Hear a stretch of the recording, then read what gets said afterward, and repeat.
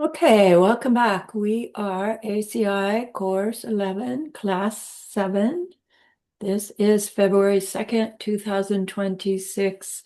Let's gather our minds here as we usually do. Please bring your attention to your breath until you hear from me again.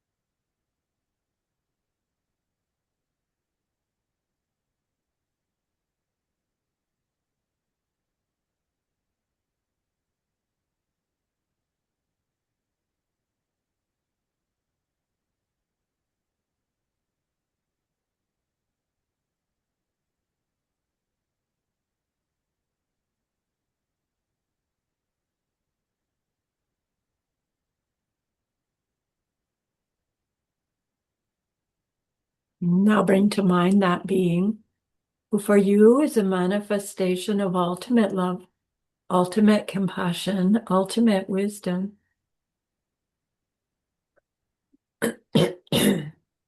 And see them there with you. They are gazing at you with their unconditional love for you, smiling at you with their holy great compassion. Their wisdom radiates from them, that beautiful golden glow encompassing you in its light.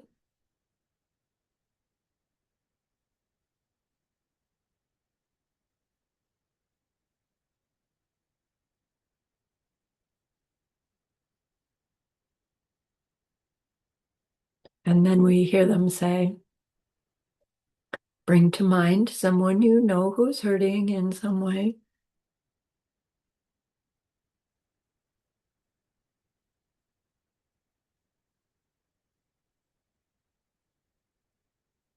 Feel how much you would like to be able to help them.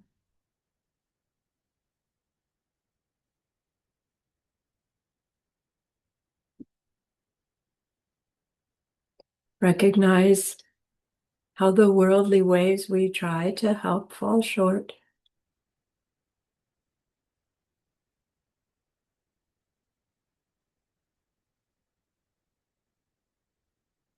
How wonderful it will be when we can also help them in some deep and ultimate way, a way through which they will go on to stop their distress forever.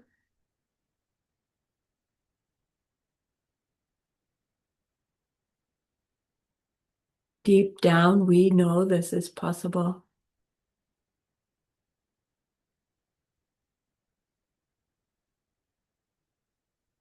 Learning about emptiness and karma, we glimpse how it's possible.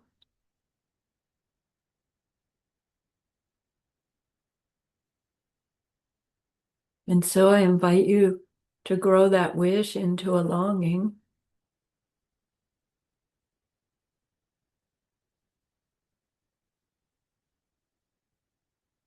And that longing into an intention.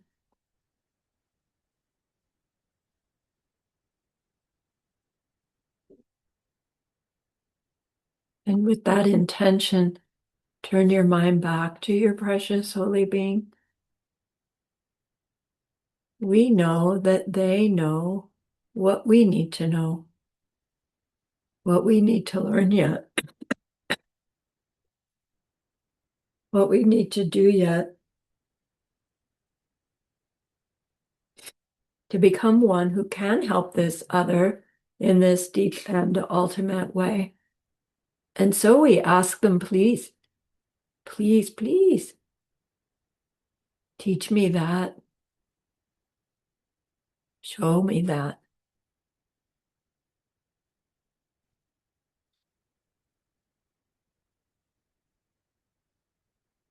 And they are so happy that we've asked. Of course, they agree. Our gratitude arises. We want to offer them something exquisite. And so we think of the pure world they are teaching us how to create. We imagine we can hold it in our hands and we offer it to them, following it with our promise to practice what they teach us, using our refuge prayer to make our promise. Here is the great earth, filled with fragrant incense and covered with the blanket of flowers. The great mountain, 4 lands, wearing the jewel of the sun and the moon. In my mind, I make them the paradise of a Buddha and offer it all to you. By this deed, may every living being experience the pure world. Idam Guru Ratna Mandala Kam Niryatayam. I go for refuge until I am enlightened to the Buddha, the Dharma, and the highest community. Through the merit that I do in sharing this class and the rest, may we reach Buddhahood for the sake of every living being. I go for refuge until I am enlightened to the Buddha, the Dharma, and the highest community. Through the merit that I do in sharing this class and the rest, may we reach Buddhahood for the sake of every living being.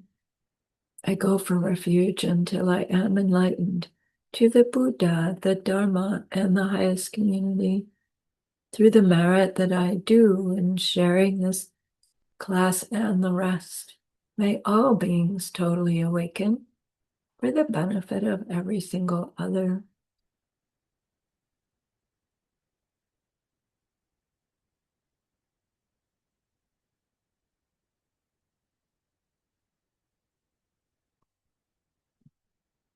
So last class, we finished up Master Shantideva's chapter on growing our joyous effort, our perfection of joyous effort. And before that, he was talking about discouragement and overcoming our discouragement.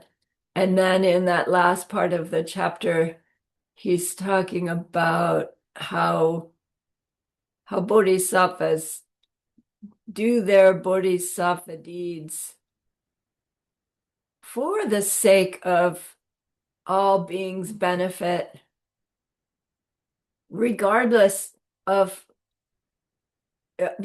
what happens in the next moment. He used the analogy from the the Diamond Banner Sutra that said the Bodhisattva does their deeds like the sun shines. It just shines.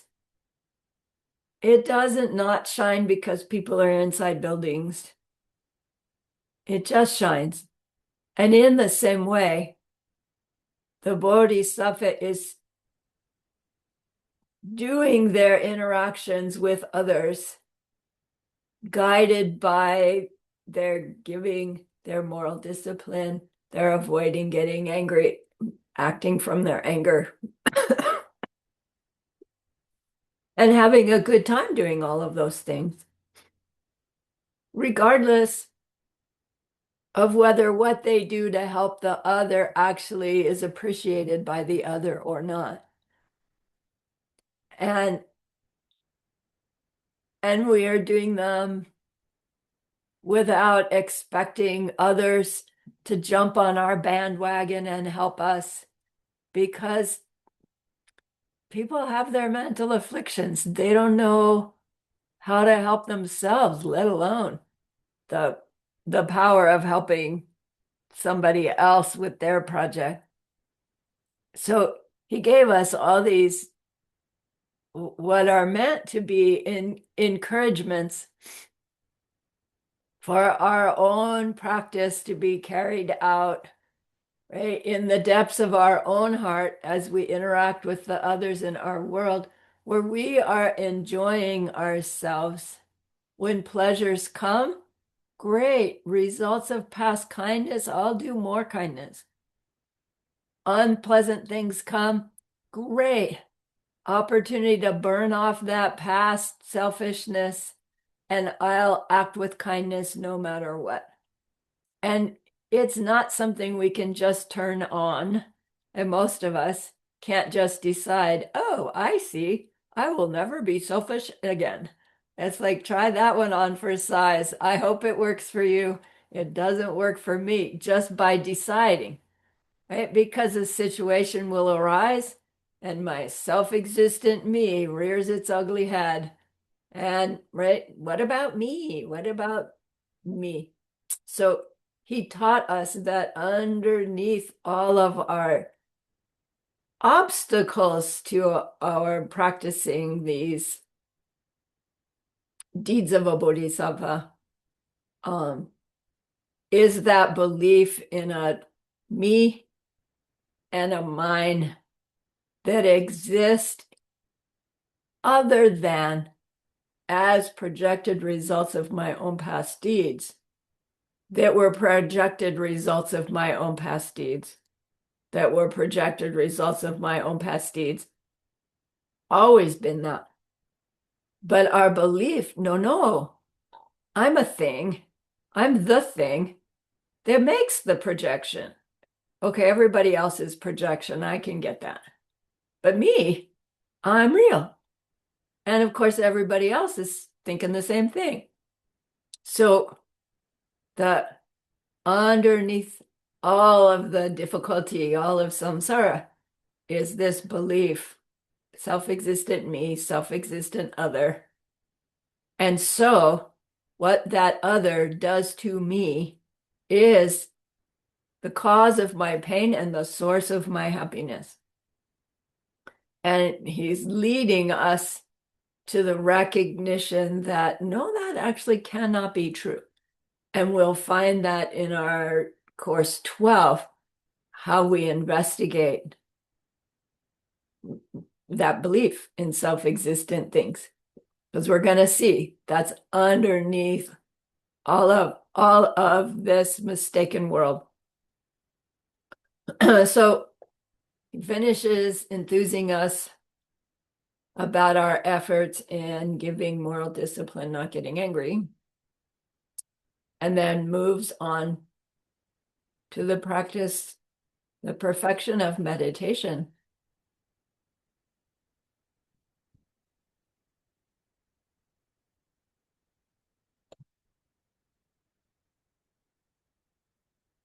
And we would expect him to go into proper posture, the meditation preliminaries, the 5 problems, the 8 corrections, all that stuff that we learned in ACI 3, we would expect him to teach his audience. But he doesn't. And remember, his audience is the monks of his monastery who recall were upset that he didn't seem to be pulling his own weight, and they set him up to embarrass himself so that he would leave the monastery because they didn't like him. And recall that the Bodhisattva way of life was not yet flourishing. Master Shantideva was one of the early ones to be promoting it. He didn't make it up, of course.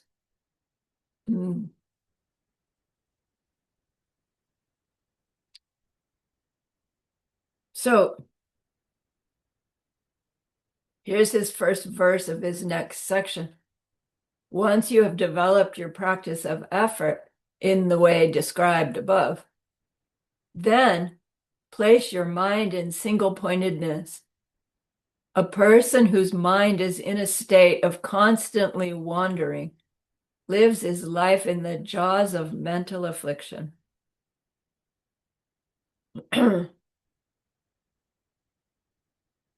So this chapter is about the perfection of meditation. The word is Sum 10. I'll show you the vocabulary in a minute. There are various words that are used for meditation. We learned it in ACI Course 3. Sum 10 is the word they use for the perfection of meditation. But it's a specific thing that they mean, perfection of meditation. It does not mean you are a perfect meditator. Every time you sit down on your cushion, you instantly go into shamatha on your object until your time is up. The perfection of meditation is code for that meditation session in which you experience emptiness directly. So really it's a one-time thing at first. And it's not likely to happen again for quite some time after we have our first. And then as we're growing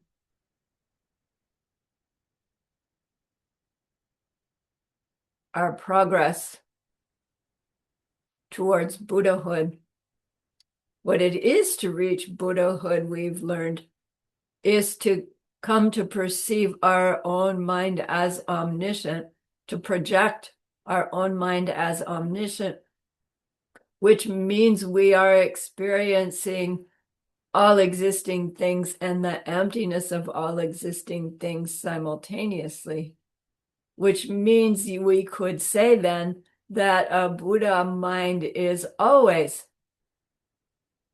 in the perfection of meditation or doing the perfection of meditation. You could also say they're always doing the perfection of giving, moral discipline, not getting angry, and having a good time doing all of it. Because that's what the seeds that were planted to become a Buddha, right? We're going to keep doing those things as Buddha. It's not like when we are Buddha, we go on some everlasting vacation. So in order to reach that experience, not to reach, in order to trigger that experience of the direct perception of emptiness, our mind needs to be in a certain level of concentration that is free of those distractions of agitation and jumping off the object, and free of that dullness that just makes our mind be too stupid to hold the object in mind clearly. And the practice of on-cushion meditation is the practice of becoming aware of the quality of our concentration on the object and learning how to adjust it in order to reach this place where we can put our concentration, put our focus of attention on any object that we wish to put it on and have it stay there for as long as we have determined we want it to stay there, right? To have control of where our awareness is going.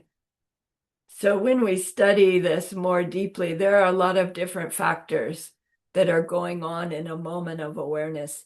We're not going to break those down here.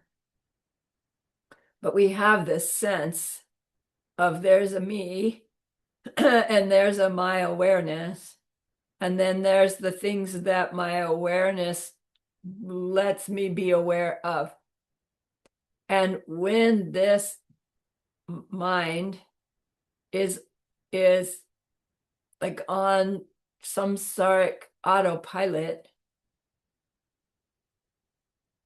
it's constantly interested in these apparently other things that we experience through our sensory awarenesses, and it's on alert, and it's on interest mode, right? So our mind, our awareness is going, am I safe? And do I want it? Like, want and avoid, want and avoid. It has to do with just plain old going through life. And Master Shantideva is reminding his audience that as long as our pattern is for this awareness to be bouncing around to all of those sensory objects and thoughts about them, he says that person is living their life in the jaws of mental afflictions. So they say, picture this really wicked, awful, huge beast, and its jaws are open and it's got these fangs, and any samsaric being's head is in the jaws of this beast, right? And it's clamping down regularly. Every time we have a mental affliction, it's got a tighter hold on us until, I don't know, till it's got us completely.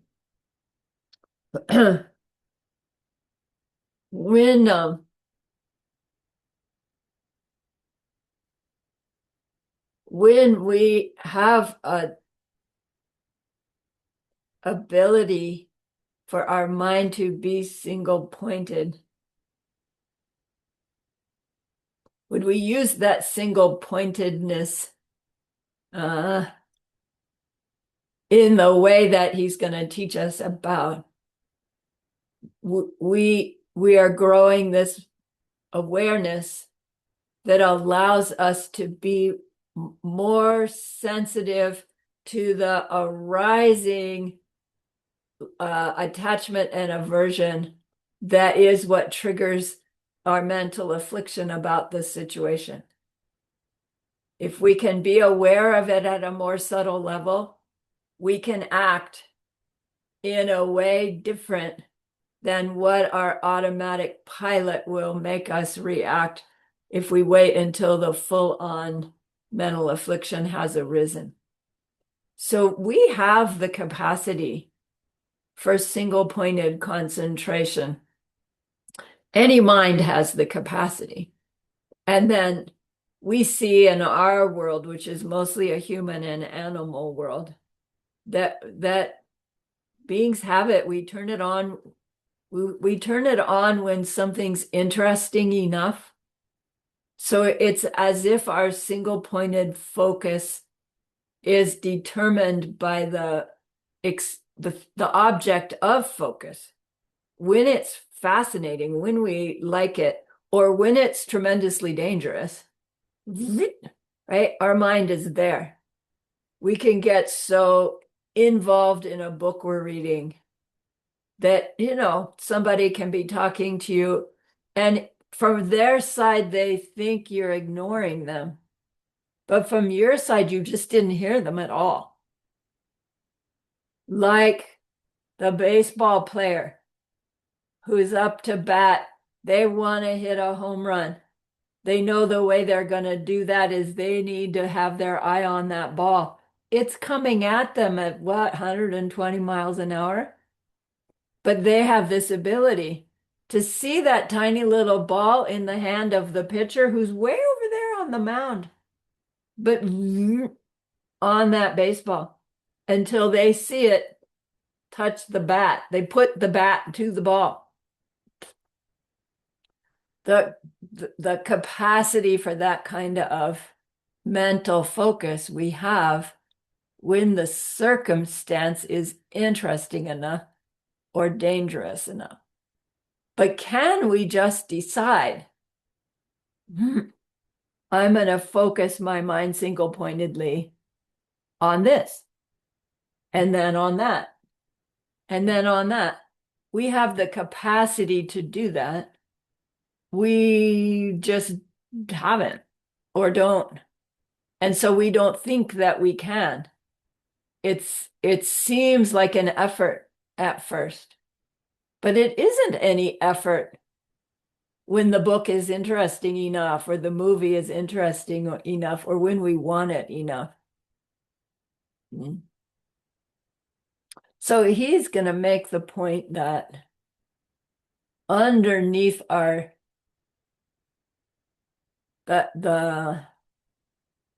underneath our apparent inability to just decide, I'm going to sit down and focus my mind on my object for the next 52 minutes and then be able to do it without distraction or dullness. The inability to just do that is that there are obstacles underneath. And so we can work and work and work on the surface level, or we can work deeper and find the causes for the surface level problems and work there. And then we'll find there's something underneath that as well.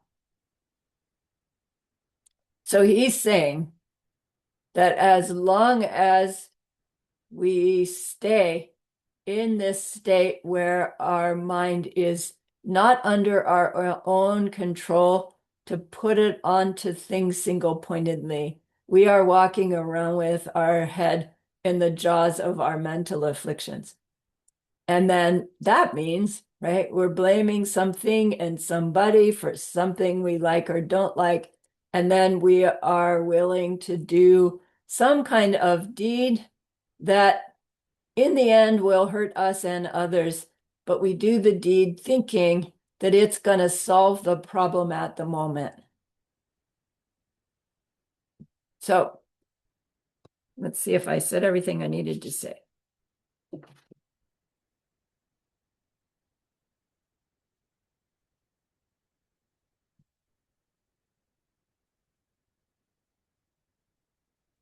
So Master Shantideva is going to talk about two different kinds of meditations, not meaning what you do on your meditation cushion, but two different aspects of this training ourselves in single-pointed focus. One is a preventive meditation, and the other will be what's called a destructive meditation, which sounds like, well, I don't want to do a destructive meditation. The difference between them is the preventive meditation is these things that we do to help us prevent acting from our mental afflictions in ways that will replant more mental afflictions, learning to behave differently and training our single-pointed focus then on our behavior choices. And then the other, the destruction meditation, is actually referring to how you cultivate a meditative practice that will take us to having the direct perception of emptiness. Because to finally experience directly the fact that the me I thought that existed independent of being projected results of past me deeds, to experience directly the fact that there's no such thing as that is what destroys our belief in that self-existent me, which is the underlying cause of every mental affliction that we've ever had or ever could have. So the way we finally destroy our habit of mental afflictions And the seeds for more is by having an experience of that uh, direct perception of our lack of our own true nature. That experience is the beginning of the end of samsara for you. Samsara doesn't, samsara is reasserted when we come out of that direct perception, as we know. But we've lost our belief in our experience that me and others have their identities in them. We still experience it that way, but we don't believe it anymore, which means we're not replanting those misperception seeds the way we always have been. So that's why that meditation is called destruction meditation. It really does destroy samsara. But it's like it cuts the root of a humongous tree. The tree doesn't die in the next moment. It takes weeks, months. For a bodhisattva who has reached their direct perception, they say that it'll be probably 7 more lifetimes of bodhisattva deeds in order to burn off all the residual negativity, plant their seeds with wisdom to reach that state of omniscience. 7 lifetimes is roughly 500 years. Sounds like a long time, but we've been at this for eons. 500 years is like tomorrow. Might as well be tomorrow, in a comparative sense. All right.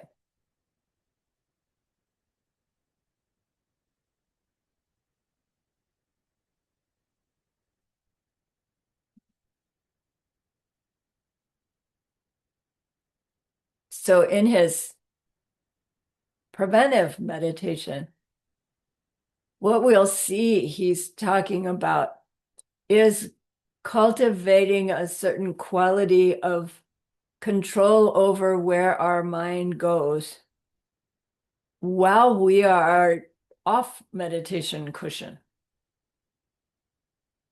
Because that's where we're planting the seeds in our mind that will affect our on meditation cushion time over time, as we know.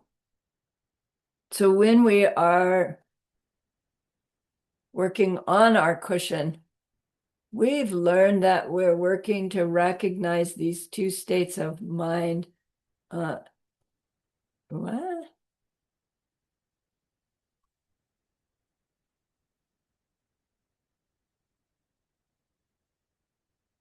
What is that? Sorry, technical difficulty here.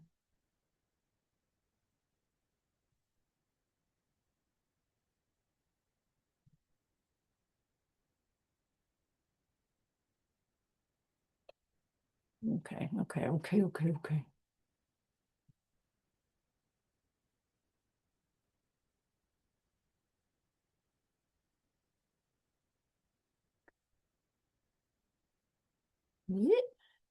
There, okay. Sorry, I lost my train of thought mid-sentence. Samten is the word for the perfection of meditation. Ting and Zin, spelled like this but said like that, means single-pointed concentration. Samadhi in Sanskrit. Single-pointed concentration means our mind is holding an awareness of our object of choice, free of Gerpa and Jingwa. Gerpa is this habit of mind where it flies off to any sensory awareness that pops up any thought that pops up, any sensation, it seems like there's a sound outside and then the mind goes, and then the mind hears the sound, it goes, trash truck. And then if we let it, it goes, hope they don't forget my trash, right? Hope, right? We have a whole story that starts. And then we go, oops, right? Not my object, back to the object. And it's either doing that, Gerpa, it's called monkey mind, or it's got the object and it's losing interest and it's sinking. They call it sinking. And it's just losing. And that'll go all the way to dullness, mental fogginess, they call it. And that'll go all the way to sleepiness. And right, that'll go all the way to actually falling asleep. And those two, our mind is actually like swinging between those two when we're trying to focus on an object, whether that object is a movie or our project at work or our meditation object. The habit of the mind is to get too much and then calm itself down and over calm itself and withdraw and then wake back up. And that's me and my day. On the cushion, it's happening. Off the cushion, it's happening. So to be able, so those will block our ability to focus deeply enough on an object to effectively carry out what we're wanting to do on the cushion and off the cushion. We can't fix those circumstances until we are aware that they are happening. And then that awareness becomes more and more subtle, aware at more and more subtle levels, to where we are aware of just the impulse to go off the object. And we can catch it and keep it there. Or the impulse to fade, and we catch it and bring it back. That's the process that we train ourselves in on the cushion. He's saying we want to do the same off the cushion, because these two swings of attention, when they are happening, we've got our head in the jaws of the mental affliction monster. They are themselves mental afflictions, but because our mind is following the thing that it's so interested in, it's still believing that that thing has its quality in it. I'm interested in it because it's either looks pleasant, looks good, I want it, or it looks bad, looks dangerous, I don't want it. And so I'm going after it. That's a good thing. That can be single-pointed when we need it to be. Be single-pointed when you need to run away from the bear, for crying out loud, because we need to. And we can do it then. That's his point. But when we're not actually in danger,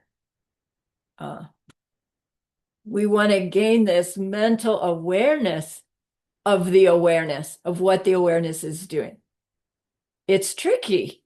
It's tricky to learn how to do it when we're walking around in our life. So we learn how to do it in our meditation cushion time. We learn what it feels like to do it on cushion time.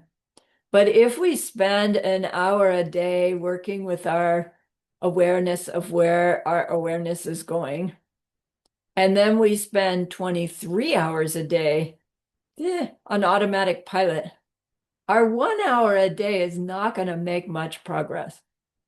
because we're just planting, an hour's worth of seeds, burning off an hour's worth of seeds, but then planting 23 hours worth of seeds on automatic pilot. So it takes both. And he spends this whole chapter talking about how we better use our off cushion time to grow the seeds for on cushion time. And he hardly ever talks about what you do on cushion. It's so interesting in the Perfection of Meditation chapter. So he goes on to say,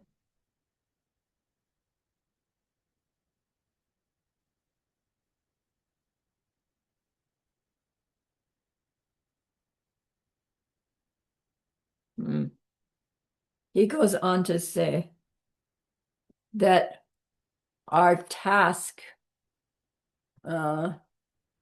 for both our walking around meditation, our preventive meditation, and our demolish meditation, meaning the meditation on the cushion time, giving the direct perception of emptiness and opportunity to arise. We want to cultivate this quality called Wempa. Wempa means isolation.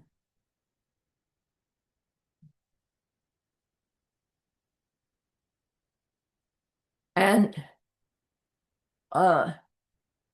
it does mean that there's an advantage to physically withdrawing ourselves from daily life from time to time and putting ourselves in a physical and mental isolation. So a period of time when we are apart from our usual routine, apart from all the busyness of life, apart from all the distractions.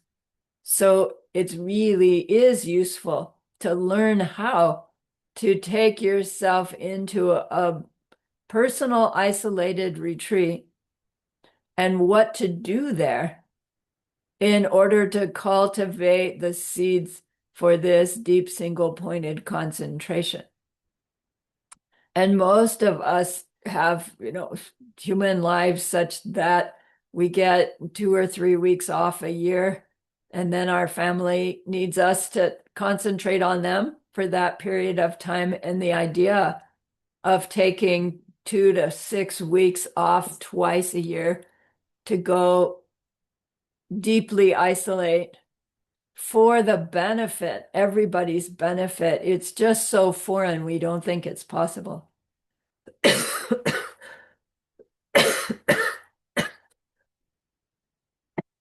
It isn't possible unless we have the seeds for it to be possible. So just to have a sense, it's like, whoa, that sounds like it might be a cool thing to learn to do. We can start planting the seeds, and then, lo and behold, the opportunity starts to grow in your life. And it starts probably with group retreat, where you're going and immersing yourself in the Dharma for a program.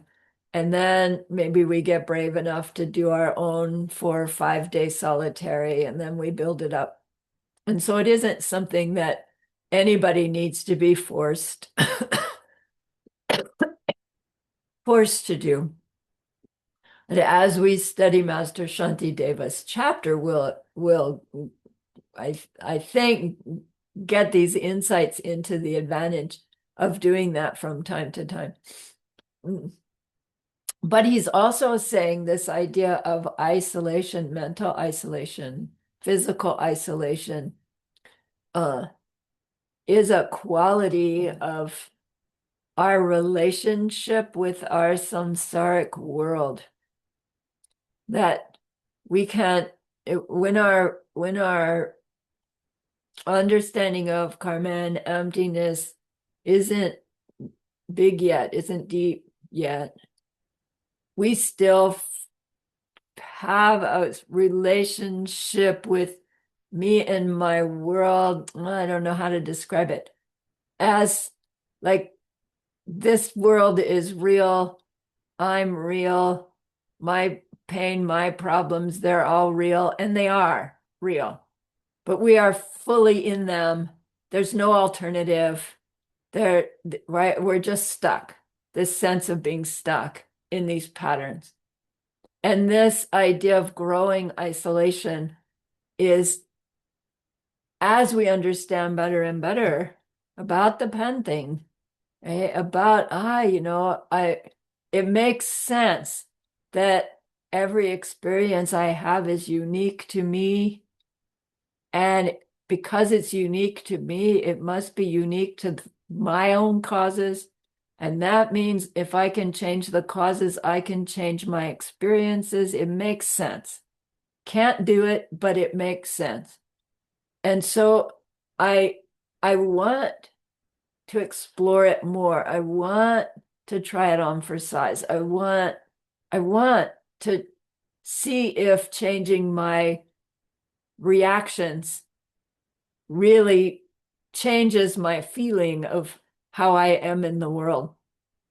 And as that sense of, wow, I really see the power that I have in my interactions with others when I recognize that I'm choosing what I do in order to plant seeds for everybody's happiness in the future. I'm getting that.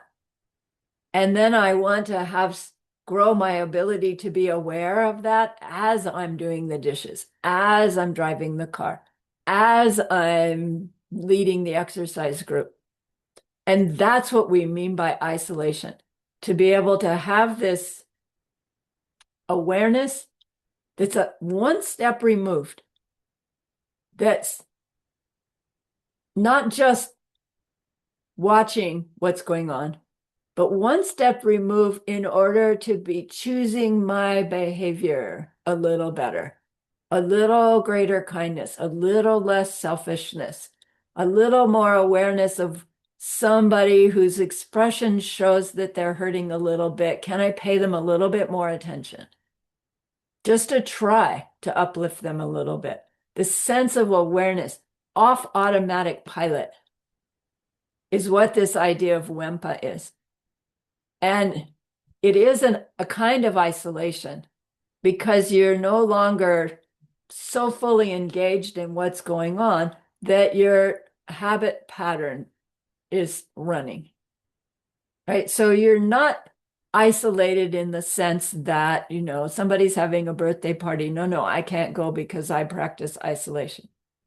It's a quality of mind that's constant. We're isolated from the old samsaric way of being, is what he's going to try to point out to us. It feels at some point, it feels disingenuous, right? We don't feel fully present. We don't feel fully authentic because we're trying so hard to act differently than what our automatic pilot acts. And so it feels like we're a little bit distant from our people, and it feels weird for a while. And then as we catch on, we recognize, no, this state of being one step removed is what allows me to be more attentive to their needs, more attentive to my kindness. And, it doesn't stay feeling weird. It gets to feeling better. But then didn't he say, but be careful with that because it can lead to those kinds of pride? Because it's like, yeah, I know better how to behave in this situation. I know better. And then, whoops, right? Jaws in the head of another jaw. Okay. So as we're growing our Wempa ability, it really does take some withdrawal from our habit patterns. So off cushion practice we're talking about now, even to begin to cultivate this state of mind that's the one step removed, so we can choose our behaviors more effectively. It does take some period of time where you have actually removed yourself from your usual routine, done something different enough to get ourselves off automatic pilot. And so it might be that somebody who's meeting the Dharma and they live in, I don't know, the downtown of some major city because they love the nighttime scene and etc.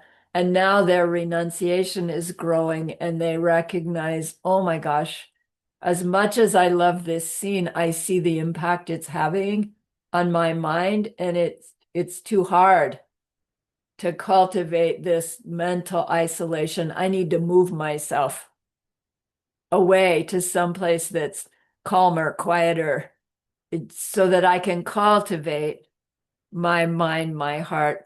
And then when I'm ready, I can go back into that busyness with this state of mind, state of heart that's going to use it, right, to grow my Bodhisattva behaviors. It isn't that the teachings say you must leave your worldly life in order to progress. It is one way to do it. But our own heart at some point will go, whoa, I've got to make a change here.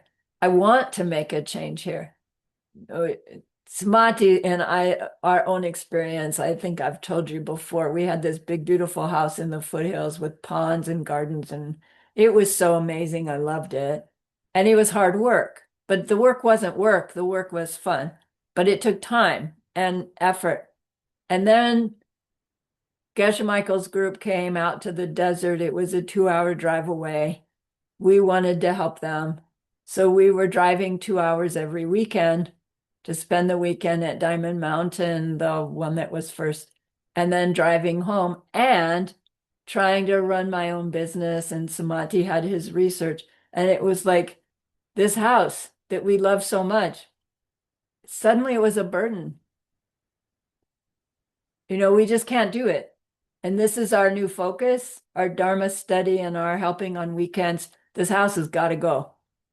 And we put it on the market and sold it, and moved into an apartment that you could just close the door and walk away. And then eventually moved to Diamond Mountain. But it wasn't because, right, the teacher said, you have to leave that big, beautiful house. Not at all. It was just like, whoo, let this thing go. That's Wempa growing. Right? I didn't even know it yet, but right, that's the idea. As it comes up, it's like organic. You don't have to force it. If we force it, we will resent it. So don't force, but cultivate. Yeah. Okay.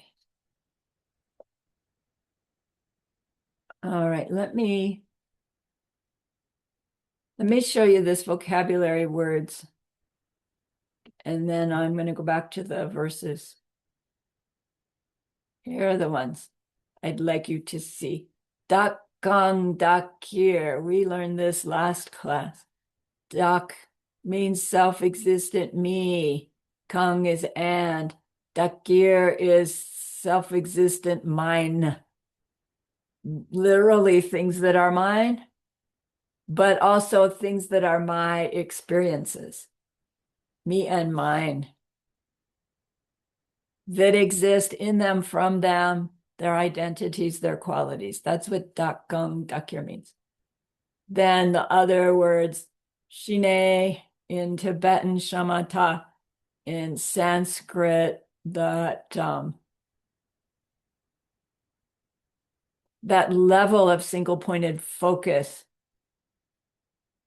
that is the platform from which we can have the direct perception of emptiness, Laktong, Vipassana. And then the last one I will be talking about is this word Xinzhang, which is that bliss of practiced ease. We've talked about it before. We'll talk about it more. Okay, so let me get rid of this.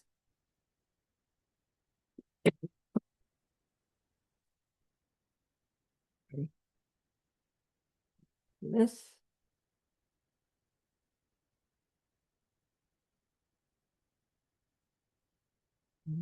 You.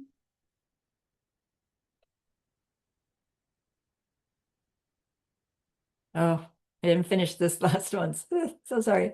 This constant wandering never occurs with those who remain in isolation of body and mind. Isolation, this is the Wenpa. He does not mean if you move yourself and live in a cave, you will never have a wandering mind. It is not true. Not that I ever lived in a cave, but I've put myself in lots of meditation or retreats, and my mind still wanders all over the place. So this isolation means this isolation from the automatic pilot of the mind going out to every little thing that pops into it, whether it's outer things or inside things. When we're in isolation, we decide, yes, I'll go think about that. Yes, I'll go to that. Like we're in some kind of control, which, we know we aren't actually, but that's a different thing. So he's going to address people are unable to give up the world because of their attachment and craving for material gain and the like. There's a lot in what they mean by the like.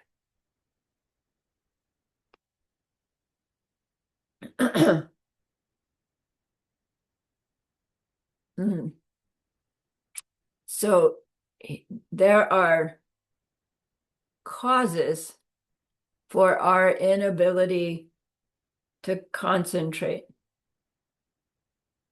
Inability to concentrate is a result. It's an experience, so it's a result.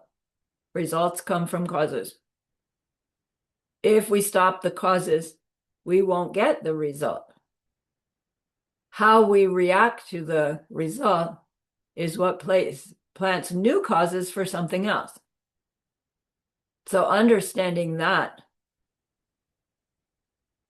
we go looking for the causes of the mind's wandering around to different things, because we can, if we work there, we'll be more effective than staying at the place where we're waiting for the mind to go off and then pulling it back. If we stop the reason it goes off at all, how much easier will that be? So he's going to point out that there are inner causes and outer causes of our inability to concentrate when we want to. And that's where the Dakir.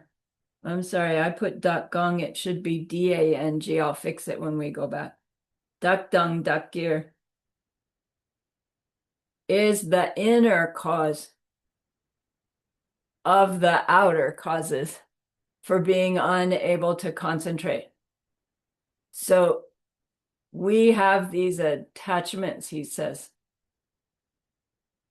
There are attachments to things that are pleasant.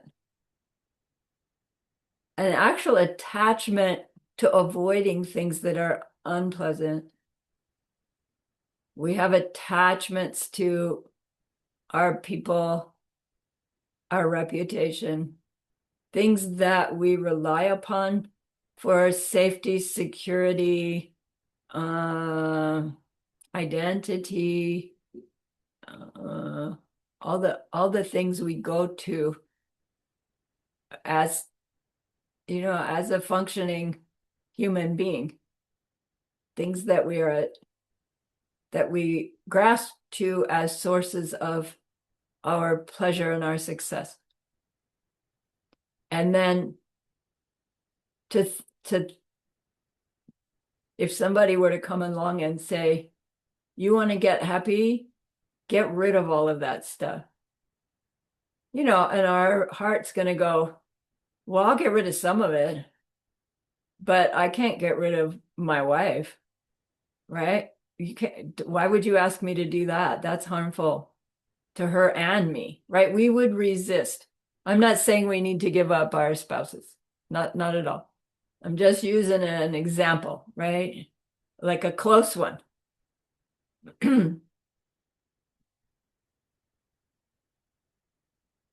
It's not the object, it's the attachment to the object, which actually the attachment to the object when we're talking about spouses is, where our conflict with our spouse comes from, because our attachment means we're expecting something of them. And when they seem to fall short, we blame them for that.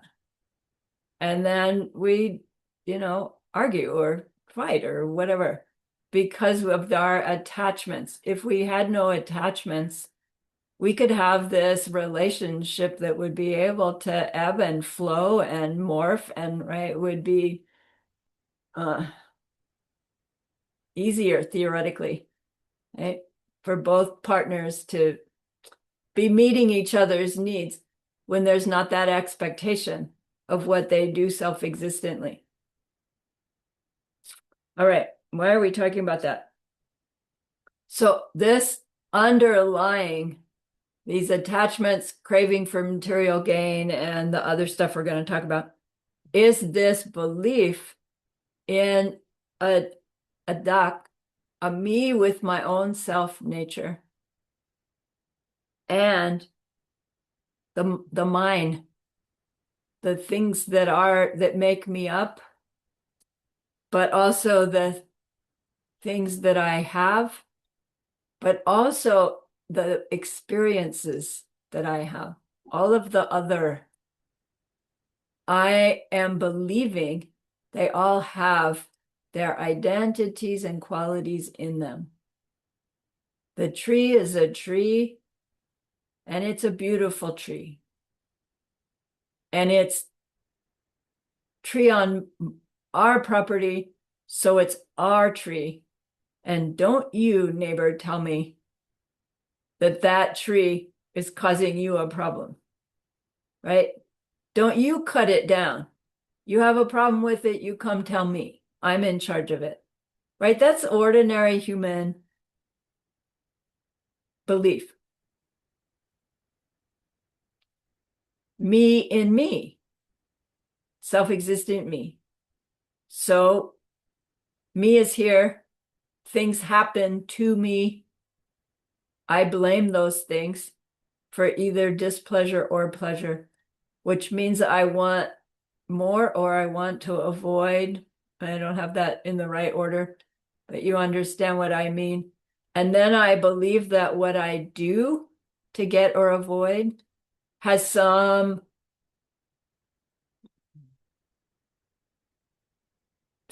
in it that can bring about that actual result of avoiding the unpleasant and getting the pleasant, right? My mistake, my belief in self-existence, what we mean by that, right, is happening from all the different aspects of any interaction. Me and me, them and them coming at me, what they do to me is caused by them. Right? I know we've said it, you've heard it. I need to hear it bazillion times. So thank you for the opportunity. Because of that belief, we act in a way that we believe will affect the situation in the moment.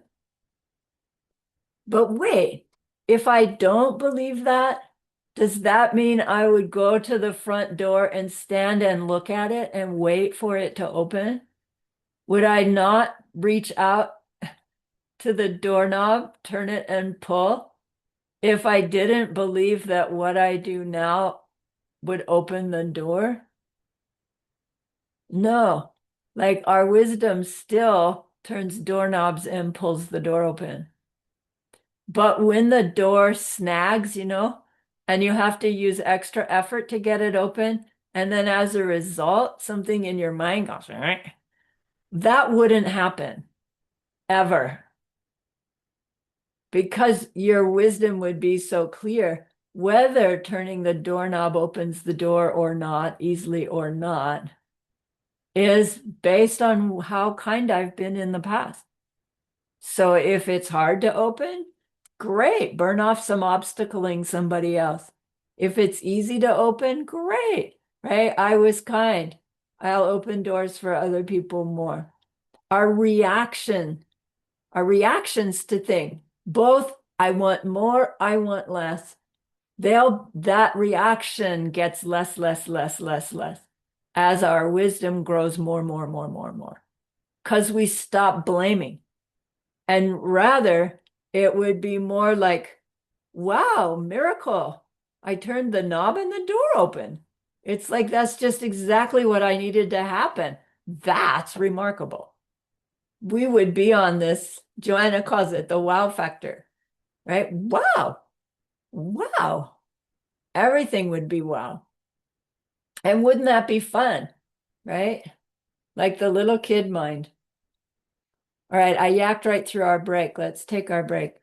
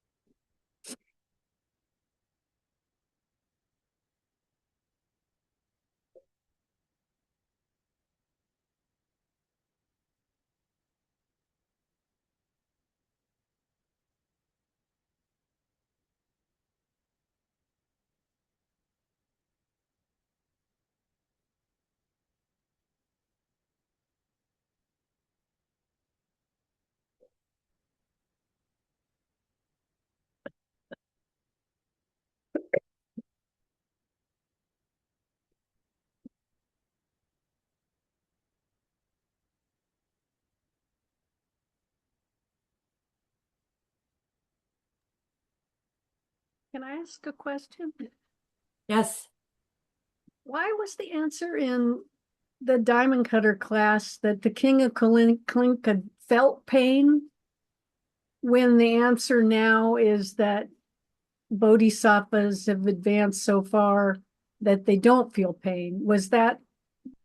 Is it like because he wasn't a bodhisattva yet, or? Yeah.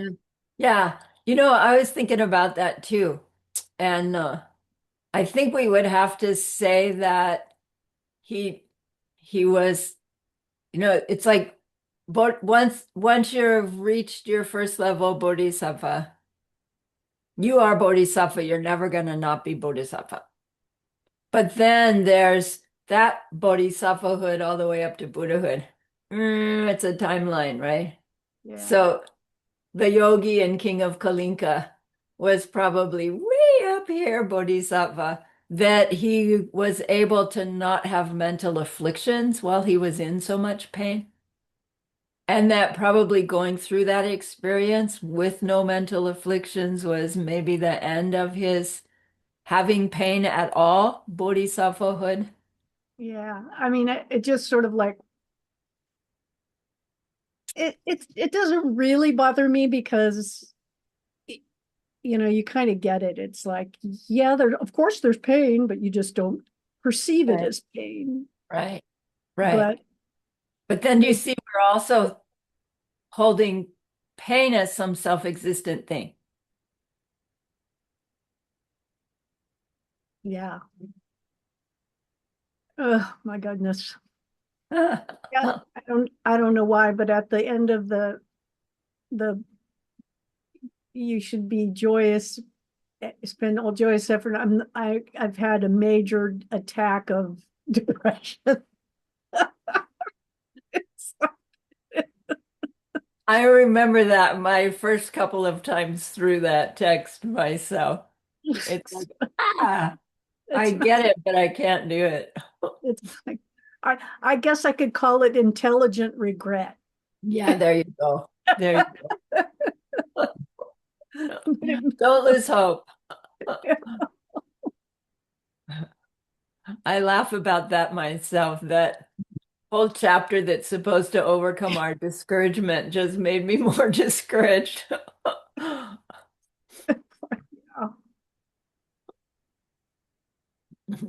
Good. It's good to laugh about it.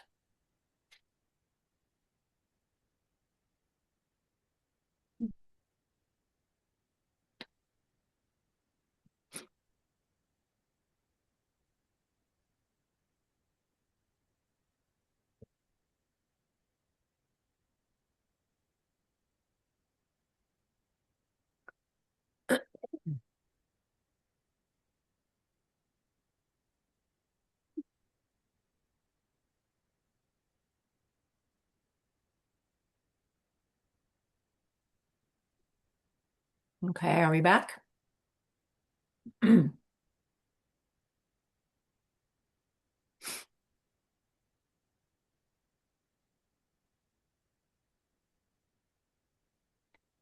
So he's saying that we cultivate this ability to be mentally, emotionally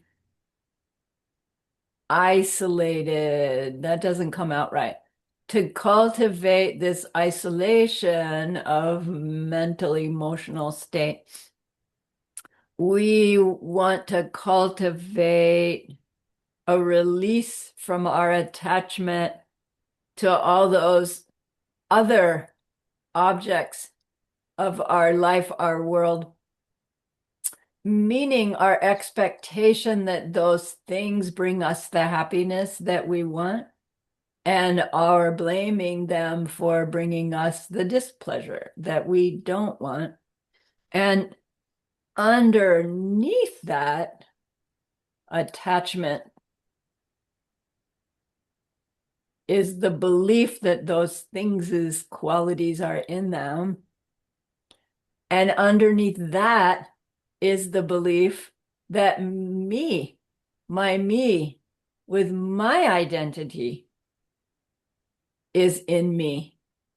So that belief in the self-existence of me is underlying the attachment, that's underlying the obstacles to being able to concentrate deeply enough to prove to ourselves that that me doesn't exist.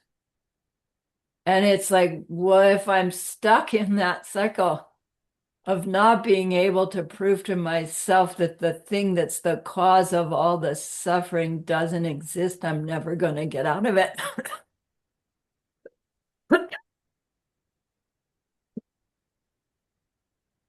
And he says, right. So if we want to really get to the crux of the problem, we want to address this belief in this self-existent me and to understand even intellectually this belief and what it believes in. Uh,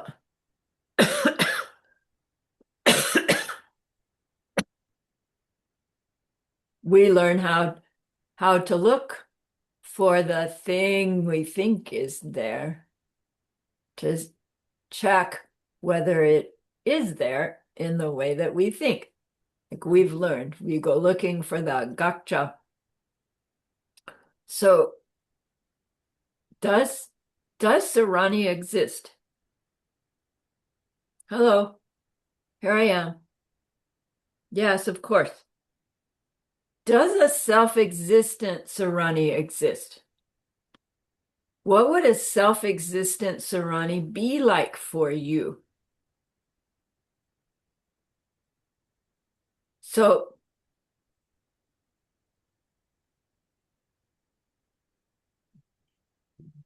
a self-existent Sarani would be a Sarani that exists beyond or outside of your projection ripening Sarani. So describe that to me. The Sarani that exists that you don't know about, that you've never seen of or heard of. Right? What's that Sarani like? Right? Check your mind. Is your mind thinking, yeah, there can be a Sarani I've never met and I don't know, and they can still be existing? But how would we ever confirm it if right?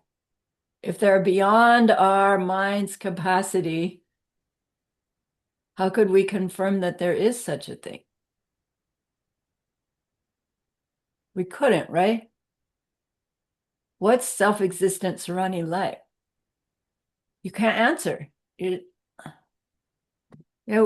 What's there when all the people, all the flies, all the dogs go away?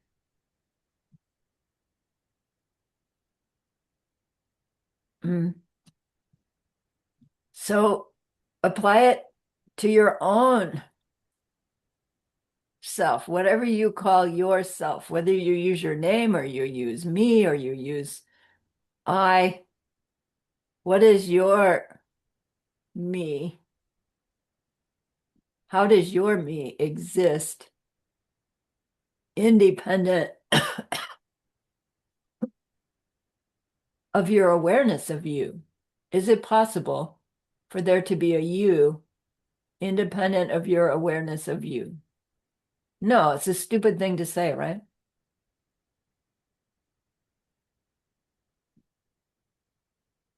And is the you that you think you are, is that the you that everybody else knows?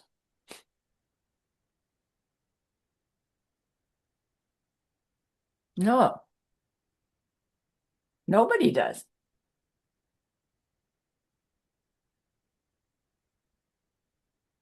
So how can I say that my me is my real me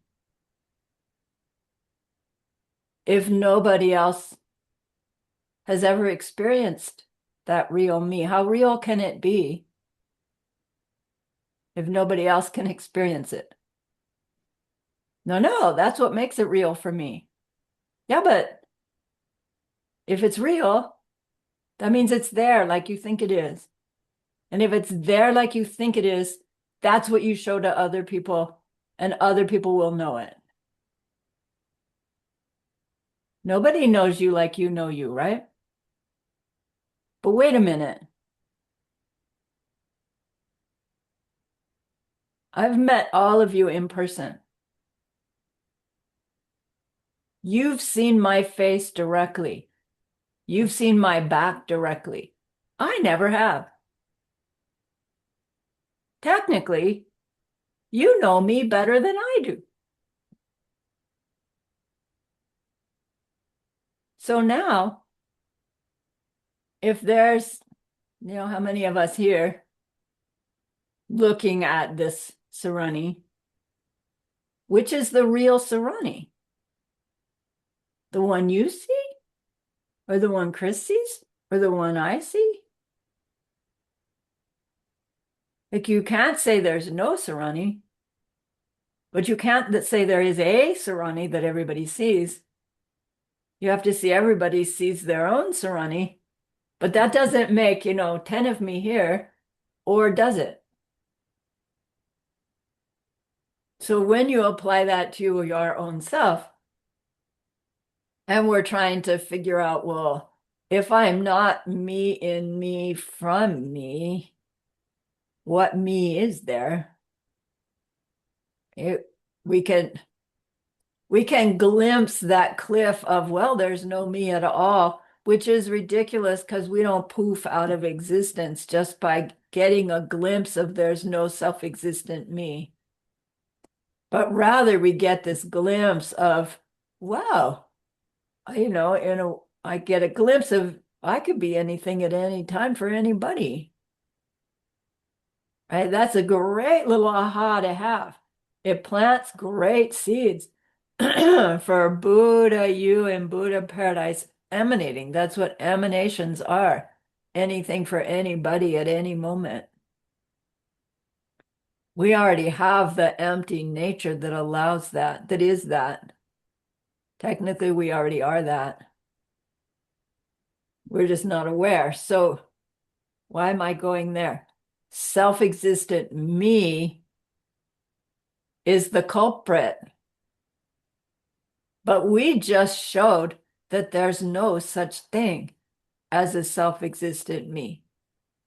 So this thing that I believe in so strongly that I'm willing to be mean to somebody to avoid what I don't want, or I'm willing to cause some negative seed to get what I do want, I'm doing on behalf of something that doesn't even exist. How stupid is that? And that is the cause of our attachment to things, source of our happiness, our attachment to others' opinions of us, our attachment to others' praise of us.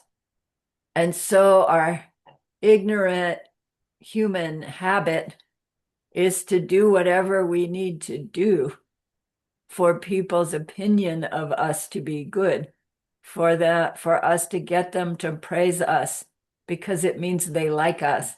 And it means we'll get the advantage over others if they like us. All subtly driven by, here's this me, and the others in my world are coming at me, being kind, being unkind. To get isolated from that pattern, to become aware of the pattern happening, allows us to be aware of the emotional reaction that's driving what we're going to do in response. And our isolation is this state of mind that's keenly aware of that domino fall that allows us to choose a different reaction, a different response. As what we're calling isolation grows, it means our awareness of that pattern stepped a little bit outside of it, so that at more and more subtle levels is where we can respond differently. we start wherever our level of awareness is. We can't act more subtly if we're not aware more subtly. So maybe it's already where the anger's already arisen. And now I act to be like the bump on the log. And as we get more aware, we act when the irritation is there. Oh, I just got up with not enough sleep. I know I'm going to be triggered. So I'm going to be alert to my triggers because I'm expecting to be triggered because I'm too tired, right? Versus letting the triggers happen. So all of this is growing from the awareness that we're cultivating. That's what he's trying to make the case for making the effort to grow our awareness of our attachments to these things so that our awareness can get more and more subtle. But underneath it all is our belief in self-existent me. We intellectually are chipping away at that belief in self-existent me, but it is not stopped until the direct perception of emptiness. When we directly experience the fact that there's no such thing as that self-existent me, and never has been and never will be, even when you come out of that and you go back to experiencing yourself as self-existent, you don't believe it because you finally got on the bicycle and rode it. So nobody can tell you what it's like or isn't like to ride a bike. You know. Once you know, even if you never do it again, you still know.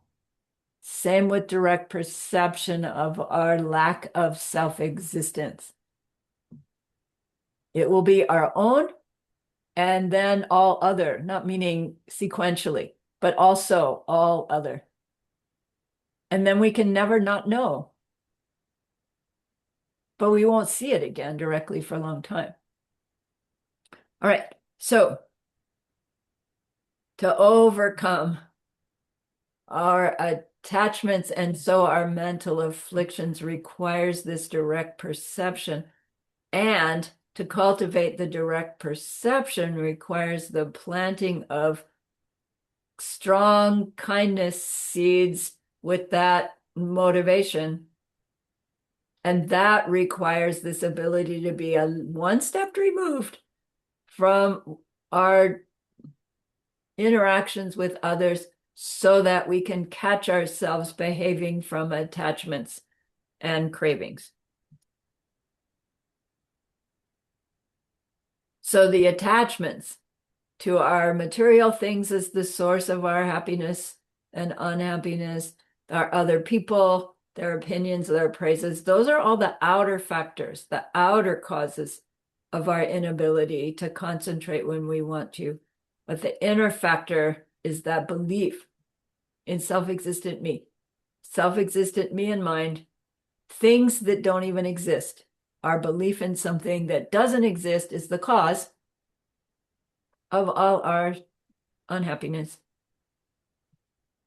right? Why can't we just knock it out of ourselves?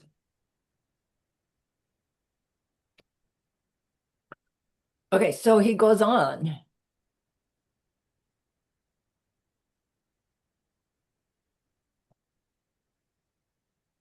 That in order to stop these attachments, we need to stop self-existent me. In order to stop self-existent me, we need to reach that level of on-cushion meditation that allows us to have that vision, that higher vision, that experience of the no self nature of me. Understand first the fact that vision married close to quietude destroys the mental afflictions. Begin then by seeking quietude. It in turn is achieved by the bliss of losing attachment for the world. And that's a funny thing. We go to our outer world for all of our pleasures. And he says, It's a greater pleasure to lose attachment for the world. If we remove ourselves from our worldly life, do we automatically lose attachment for it? No, it might even increase, right? I want to be back there. I miss them so much. Losing attachment for the world isn't by removing ourselves from the world.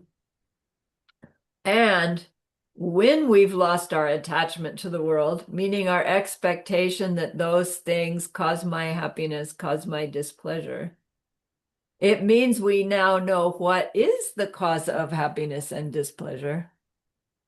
And so now I can set about to create happiness and not displeasure. And that is actually a really pleasurable place to be. They call it bliss. Mm.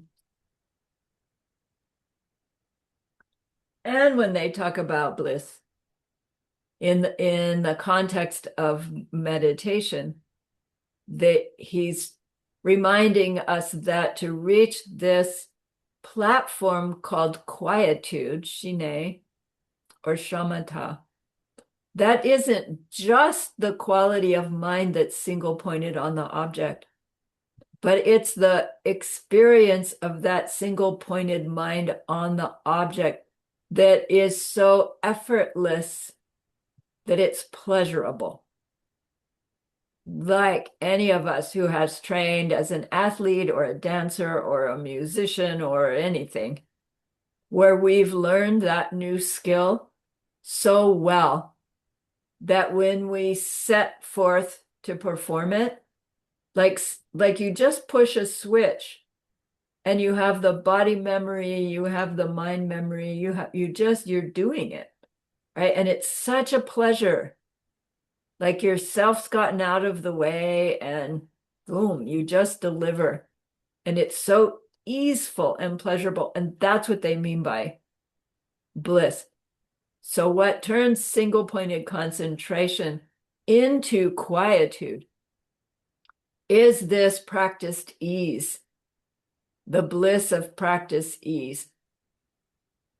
And that quality of mind on its object, doing so effortlessly, pleasurably, is the quality of mind locked on an object that allows us to then penetrate to the analysis of the no-self nature of that object,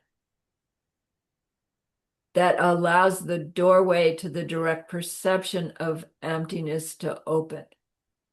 It doesn't happen just by reaching the platform of quietude, but without being at that platform of quietude, the mind isn't so pleasurably focused on its object that it would be able to penetrate to the no-self nature of it and stay there with that same quality of pleasurable concentration. So if our pleasurable concentration is tied to the object, when you change the object, the pleasurable concentration will change. When the quality of mind pleasurable on the object, doesn't matter what object. Okay, I move this one, then I put this one in. The quality of mind can stay the same. So then, if we have that quality of mind, we have the object. The object isn't being changed to a new one.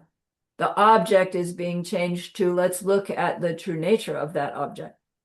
And the pleasurably focused mind will do it. Without that pleasurably focused mind tool, our analysis of the emptiness of the object won't reach the aha that will influence us in a way that when we're off cushion, we will choose a different behavior, a different reaction to a circumstance. even if the aha isn't quite yet the direct perception. Every aha about the no self nature of things influences our ability to choose greater kindness in the face of any experience. So we need this platform of quietude to grow our vision, to grow our kindness behaviors off cushion, to grow our vision bigger or deeper, to grow it into the full vision, the supreme vision, Loktong, the direct perception of emptiness. So Geshe-la gave us the definitions of these two, the definition of this thing called quietude and the definition of this thing called vision, highest vision, Loktong. So Shine, we've learned this before, that single-mindedness, which is infused with the extraordinary bliss of practiced ease, due to deep single-pointed concentration on its object. It's really an awkward definition. It's taken me years to really feel comfortable with it. Single-pointed concentration that's reaching the point where it's so easy that it's pleasurable is this quality of mind called quietude. Then, Hwaktong, or special vision, its definition, where is its definition?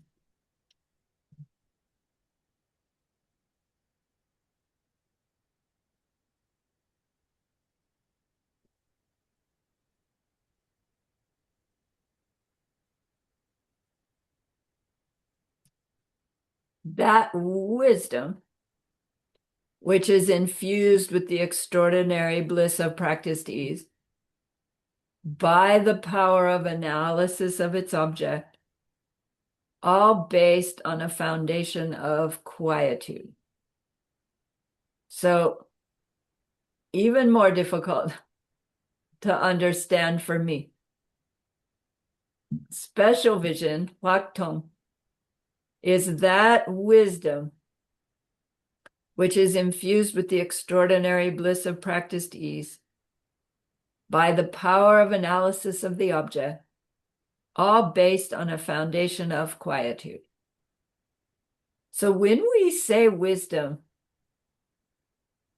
we mean the direct experience of the no self nature of something. To reach that wisdom, the mind needs to be infused with the quietude. We have to be at the platform of quietude that has that bliss of practice ease.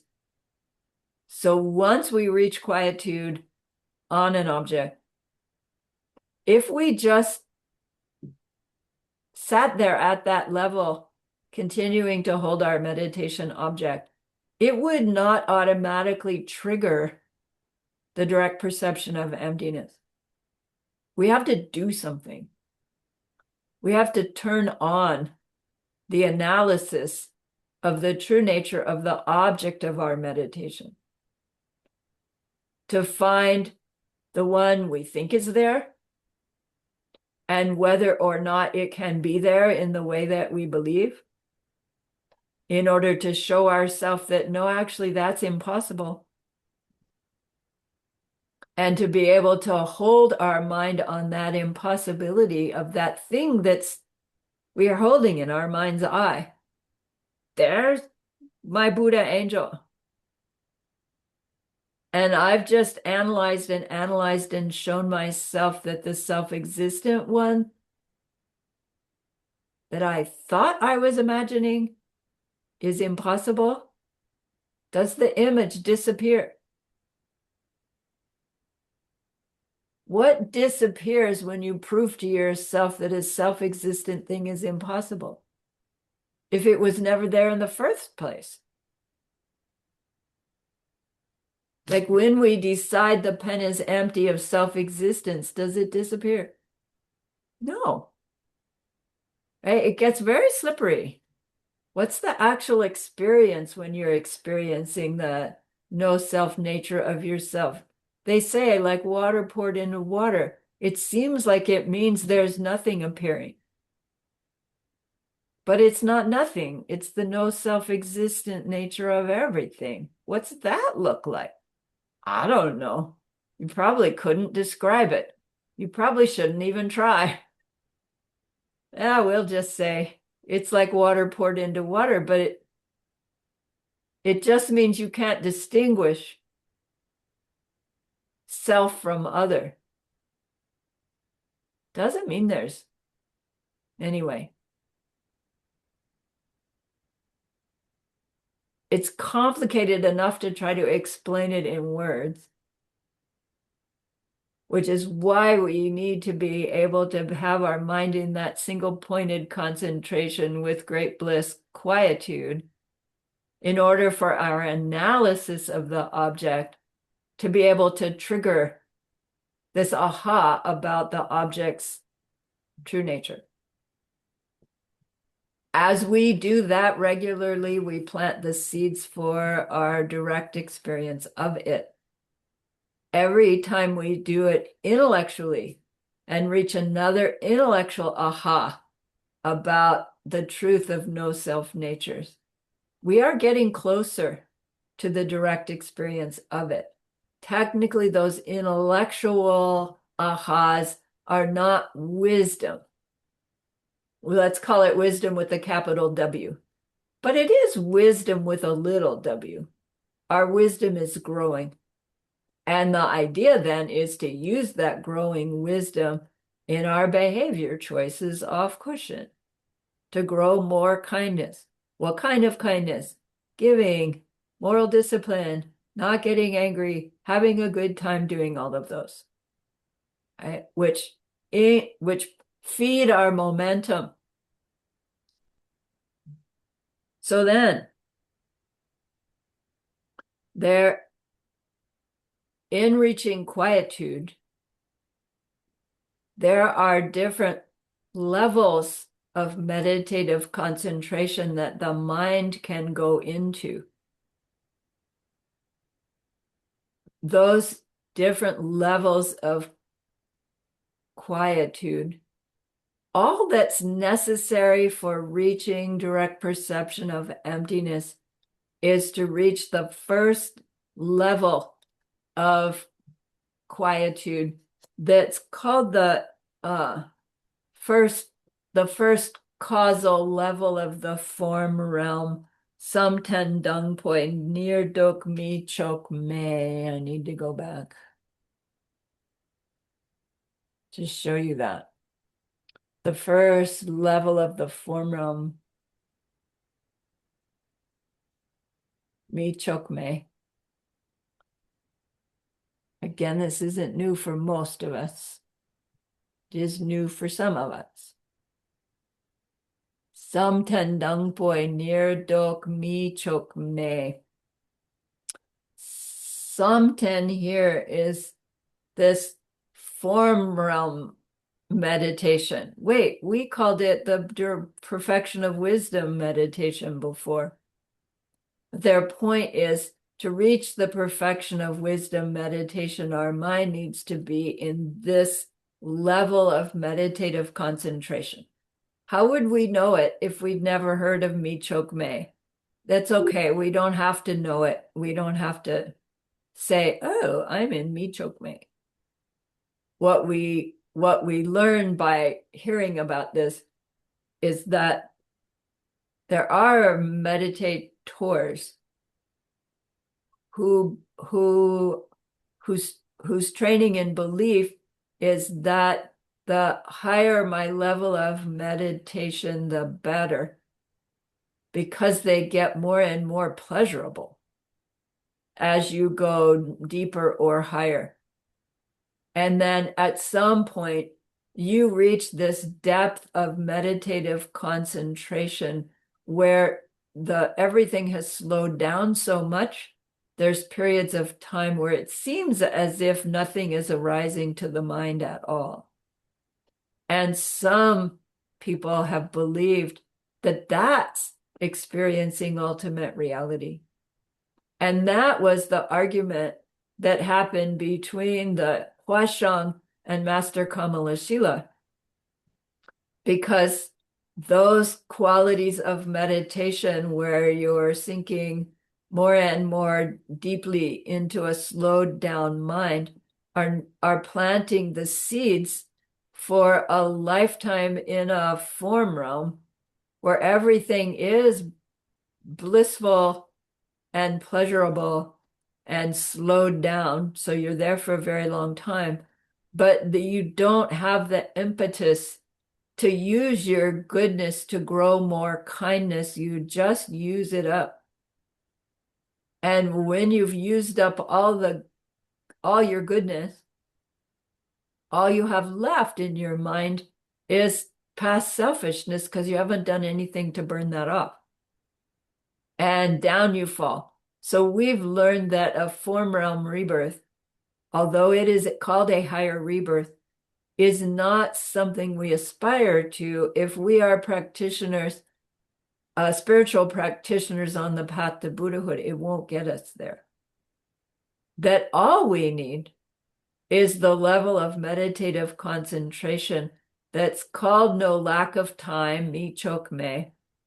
That's the name of the first level of the form realm, meaning if we reach that depth of concentration on an object and stay there, every moment we're there, we are planting seeds, any one of which could ripen us into a form realm rebirth at the first level, if that's what ripens at the moment of death.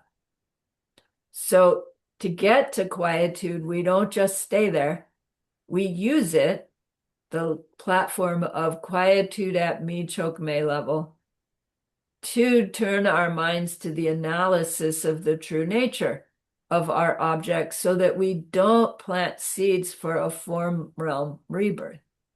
Now, probably we don't need to worry. We have so many mental seeds that a few hours of form realm causal meditation won't plant enough seeds that they are likely to be one that pops at the moment of death. But if we were a meditator at that level that meditated for months at a time, we'd be planting a lot of seeds, and they might very well be the ones that go on. So the reason he's bringing this up is that it may seem like, oh my gosh, to be able to reach shamatha is so much trouble, so hard. He says, yeah, but all you need to read is this first level of the causal form realm. You don't have to keep pushing and pushing and pushing and do all of that effort. We're supposed to be encouraged. All you need is shamatha on mi chok me. Hooray. How come we can't reach it? How come we can't hear about that definition of shamatha and go and sit down on our cushion and make it happen?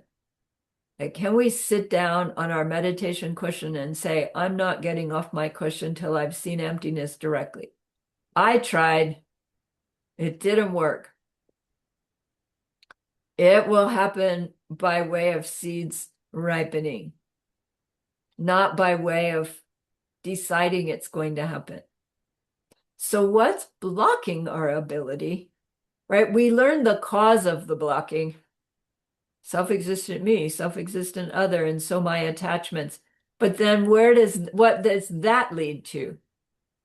And for that, Gyaltsab Je in his commentary goes to Arya Nagarjuna's letter to a friend, where he's writing a letter to the king who wants to know, how can I run my kingdom as a Buddhist? And So, of course, Arya Nagarjuna is teaching the king about behavior and meditation.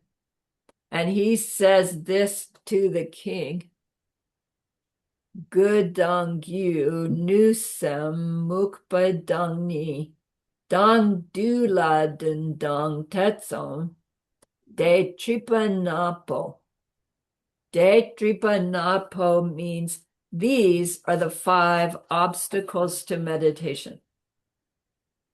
But they're different than the obstacles, the four problems and 8 antidotes. These are different 5 problems. These are problems that don't so much happen while we're on the cushion, although they can. These are ways that we behave in our off-cushion time that plant seeds in our minds such that when we try to concentrate on cushion time, our mind is not going to cooperate.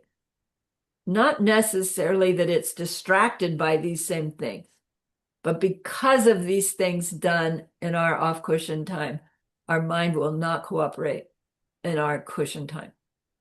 So these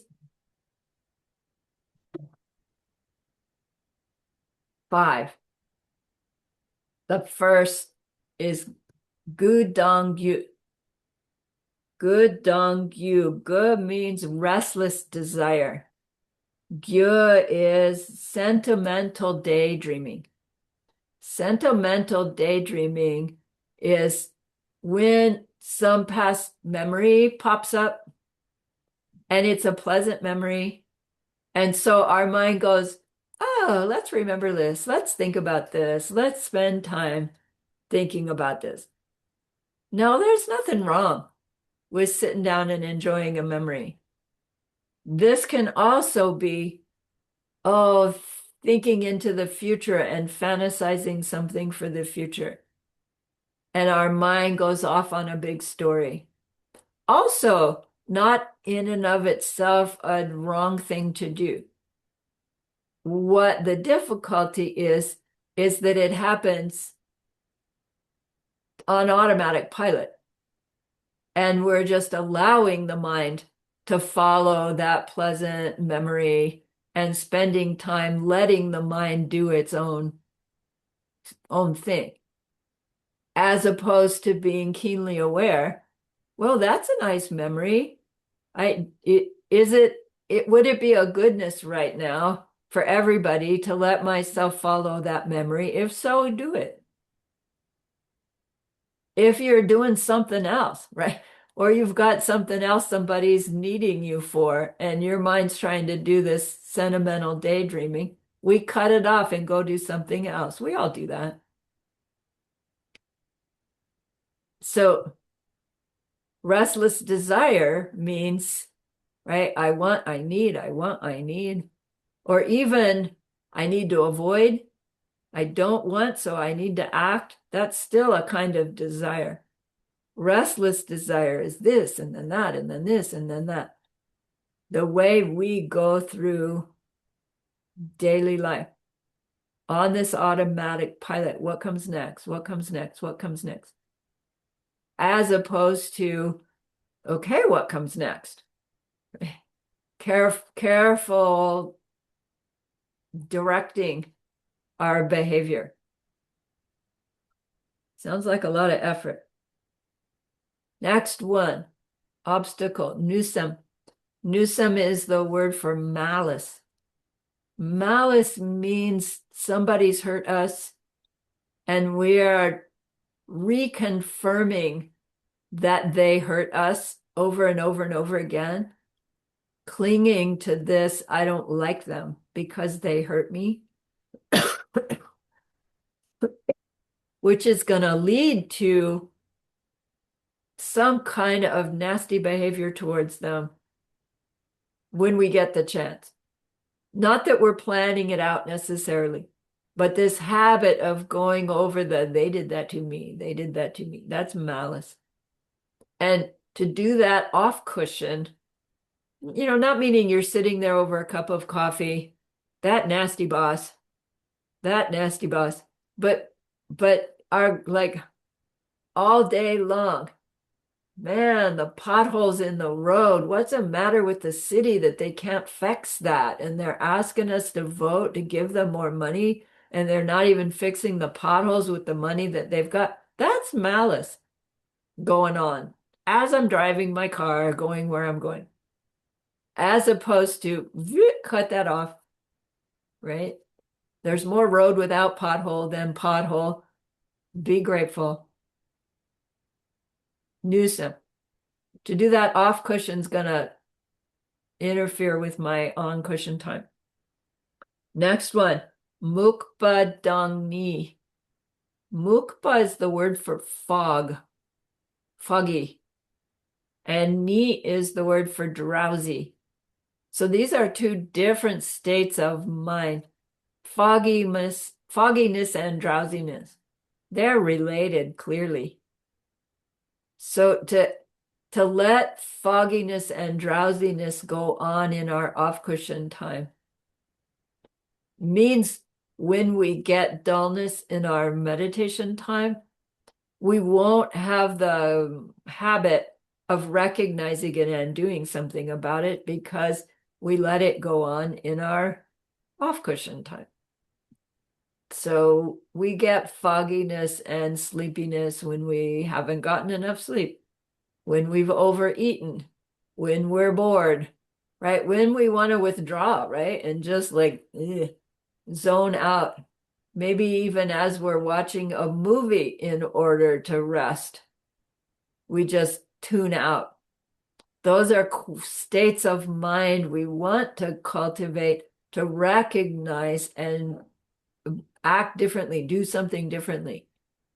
If you're sleepy, go sleep. Don't just right? Stay in it. Easier said than done. These obstacles are common.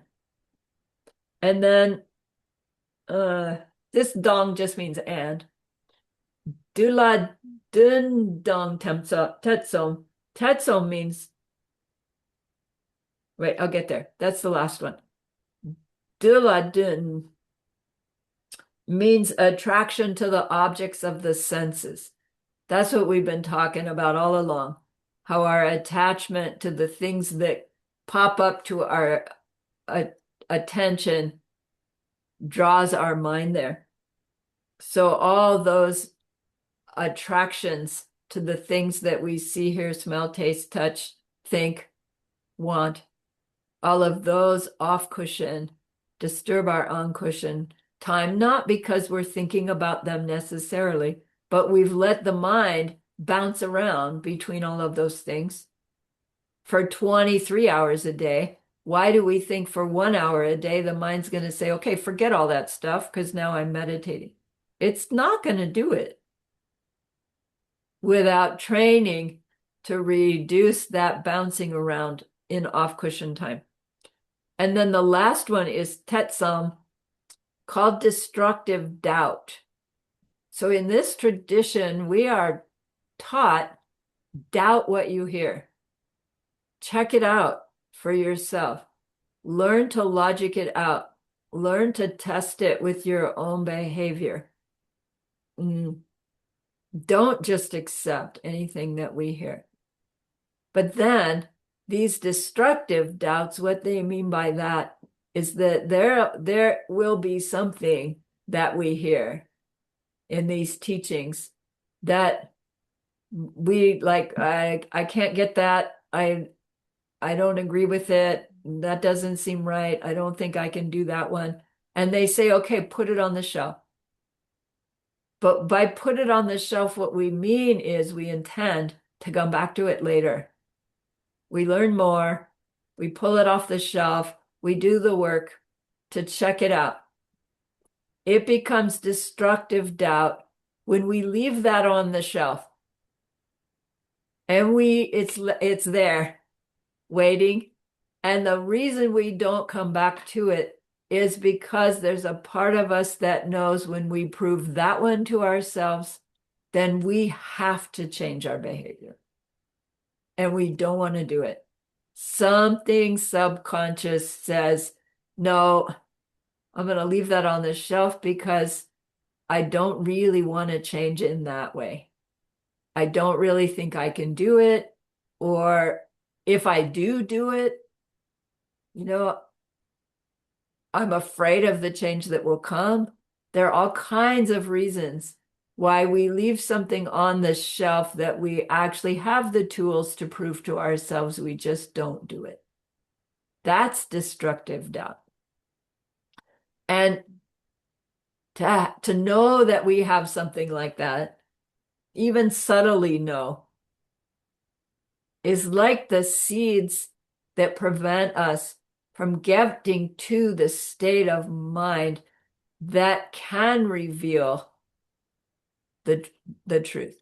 Like we're avoiding some truth. And it's going to ripen as, okay, we're going to avoid this truth too. Not consciously, but deep down seed plantingly. The destructive doubts are obstacles to the deep meditation from which the wisdom meditation can happen. Makes sense. Yike. So again, I'm out of time and I've got one more topic to share with you. May I have 10 more minutes?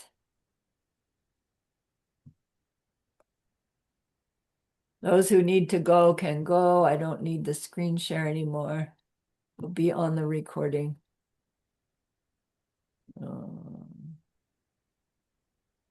Wait, did I not have this share? Stop share. There.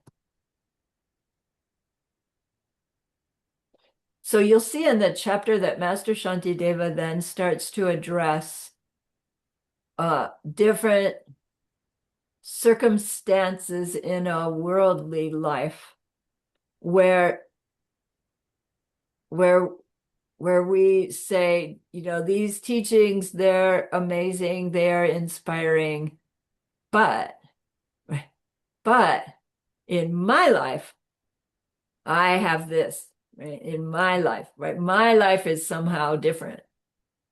And so he says one of these things is in relationships between men and women. So it's curious that he's talking to a bunch of monks, but he still brings up this thing, ways in which we behave in order to attract the attention or keep the attention of someone of the opposite sex for all the reasons that we do that. And he's going to point out how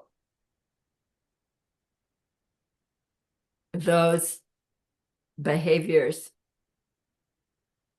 interfere with our meditative concentration, both on and off the cushion, which of course interfere with our ability to have a relationship with an other that can really bring us the happiness that we want. So he says, look, when we're attracted to somebody, our human nature is to do all kinds of things to get their attention, to impress them, right? To make them like me. And he goes, look, let me give you a list of things not to do. He says, don't beg them, nag them, make a fool of yourself to get them to pay attention to you. Don't do any unethical thing that you think you need to do to pursue them. Don't let your reputation be ruined in your efforts to attract them. Geshe-la was given all these examples from his high school. Right? So think of yourself when you were in high school. It really is amusing. Number 4, don't be reckless or dangerous in your efforts to attract them. And fifth, don't use up all your money or resources in order to attract them. So bottom line, don't plant a negative seed to get that person's affection. Then he says, and if you do all of that don'ts, right? If you do the opposite and you still get the girl, he says, then you finally get her devotion and you're lifting the veil to gaze into her lovely eyes. Think of how this same face will lie rotting under the death shroud, and the birds of prey will be the ones pulling the shroud off the face, and they'll just peck the eyes out. He says, and then run away fast.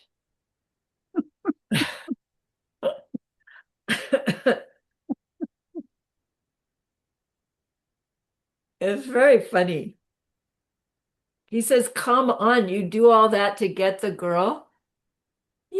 She's gonna be nothing but trouble, and then she's gonna die. Here's a good monk. Bodhisattva monk. Wait a minute, buddy.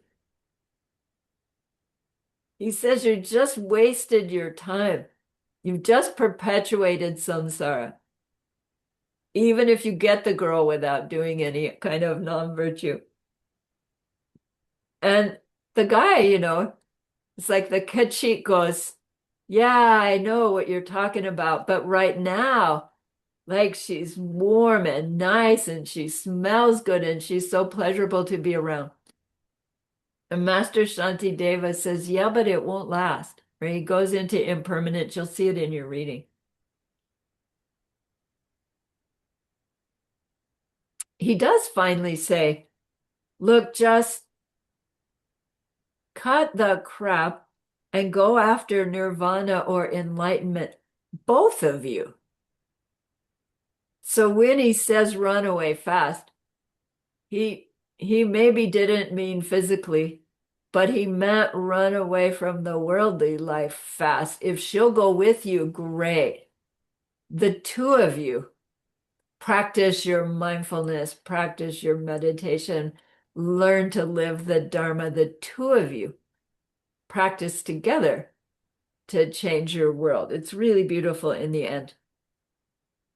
But then he has another circumstance of worldly life where people go wrong, and that has to do with money, the accumulation of money, the need for money.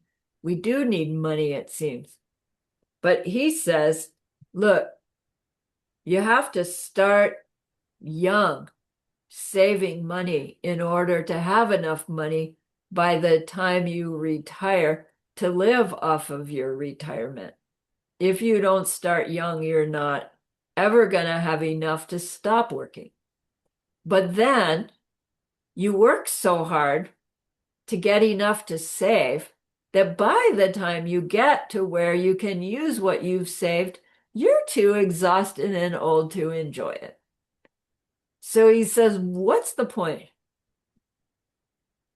in working so hard to accumulate something that you can't even benefit from when all of that interaction with others is an opportunity to create the goodness that will create paradise for everybody, right? If you need money in paradise, you will have all that you need. Probably you don't need money in paradise. So he says, come on. Death is around the corner for all of us. Get our priorities right. A priority is see emptiness directly. To do that, we need the priority of reaching shamatha, quietude. To do that, we need the priority of getting on our cushion every day. To do that, we need the priority of being more aware of how we behave during our off-cushion time, cultivating our on-cushion time. And it's just a different idea. Instead of, I'm going to go through my day to go to work to get my paycheck, I'm going to go through my day to cultivate my meditation time. And I can do that at work, and I can do that at the grocery store, and I can do that at home. It's moment by moment opportunity. So Geshe-la said, eat well, get enough rest, reduce our objects of the senses, avoid getting upset with others, and decide that the Dharma is worth the effort, that the Dharma is worth the effort. And then train ourselves to be bright-eyed and bushy-tailed on virtuous behaviors all day long, and take that quality of mind onto our meditation cushion every day and work up to doing a few solitary retreats yearly. They don't have to be long ones.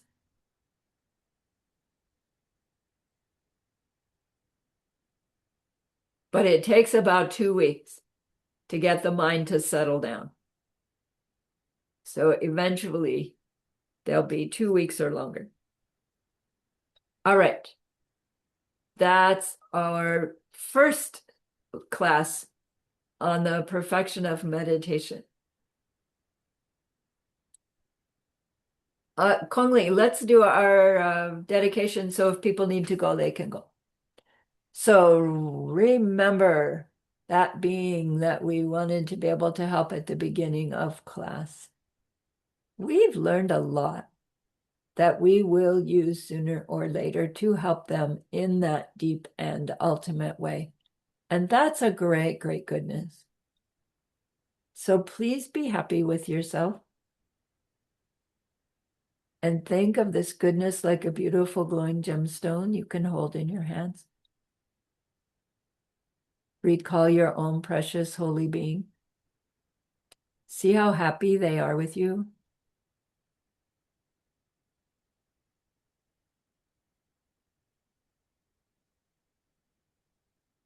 Feel your gratitude to them, your reliance upon them. Ask them to please stay close, to continue to guide you, help you, inspire you. And then offer them this gemstone of goodness. See them accept it and bless it. And then carry it with them right back into your heart. See them there, feel them there. Their love, their compassion, their wisdom. It feels so good, we want to keep it forever. And so we know to share it by the power of the goodness that we've just done. May all beings complete the collection of merit and wisdom, and thus gain the true ultimate bodies that merit and wisdom make. So use those 3 long exhales to share this goodness with that one person, to share it with everyone you love, to share it with every existing being everywhere. See them all filled with loving kindness, filled with wisdom. And may it be so. Okay. Thanks again for the opportunity. Hong Lee has one of her great questions. You're welcome to stay or you're welcome to go. Hello, teacher. Hello. Yes. Just want to ask, this one, I always heard, the 3 years, 3 months, and 3 days meditations. So the first question is, why 3 years, 3 months, and 3 days? And then, this one, uh, what is the purpose of having this? I don't know. And Geshe-la says, I don't know. But it's 1,000 days. So if we think of it in that way, maybe there's something about 1,000 days. Okay. So which means that you're continuously 1,000 day, being isolated and then doing, Right. oh, that's very long. But anyway, It's really great. I know that you have been through that, Yeah, and Shamati, isn't it? Two of I'd do you. it again in a heartbeat. Uh, okay. So anyway, never mind. I'm just curious to Yeah, ask. Yeah. right. But within that 1,000 days, the the retreater has the uh, it's their responsibility to decide how much time they're in deep isolated retreat and how much time they need to rest from that deep retreat. So when we did it, right, we were in a group, right, that had a boundary that we didn't go out of. And then we did like in the first the we went then we do a deeper retreat, which means we'd set our own boundary around our own cabin and we wouldn't go outside of that. So we did 1 month in and then 1 month looser. Well, you drop that boundary, you can go out in the rest of the property. And then we went another month in and then a month out. We did that 4 times. And then we did 2 months in and 1 month out, once or twice. And then we did 3 months in, 1 month out. And then we backed down and we did 2 months and then 1 month and then came out. So you're pushing your mind in deep and then letting loose a little bit, but you're never coming out back out into the world until the end of the 1,000 days. So it's not like you were in tight the whole 1,000 day after day. Just curious, and then 1,000 is really, I mean, cannot imagine, you know. Yeah. Yeah, it takes preparation. It takes training, right? You have to have what your practices are Uh-huh. gonna be. You need to know them already. And Uh-huh. took us it took us a year to arrange our life to leave our life. Uh-huh. So Uh, and what about the food and things like that? You know, someone yeah, will send it to you. right. In our group, they Mm-hmm. had they had volunteers in the outside valley of Diamond Mountain, and they would send us a grocery list that we could check off. And they started out coming in weekly, and it was too disruptive. So then they switched to 2 weeks. So we'd Uh, get an order and we'd put in an order, and 2 weeks later we'd get our order. So you're always 2 weeks behind of what it was you were asking for. But, by then, David and I both knew exactly what we needed for our retreats, this much lentils, this much garbanzo beans, this much. So it was really easy for us because we were seasoned retreaters. Some of uh-huh. the other people had not done retreat before, and they went right into 3-year retreat. And they struggled a bit with that 2 week delay in getting Oh, that, but yeah, okay. Impressed. Yeah. yeah, Ellen, thank you. My yeah. question. Thank you. And we're so grateful to all the support that we had. It's Uh-huh. I don't know if anybody who's here now was involved at that time, but there were huge numbers of people around the world that were lending their support to that retreat. We're so grateful for that. So, yeah. Okay. Thank you so much. Thanks for asking. Yeah. Anything else while we're here? Okay. All right. Thanks, everybody. Thanks for doing your homeworks. Thanks for coming to class.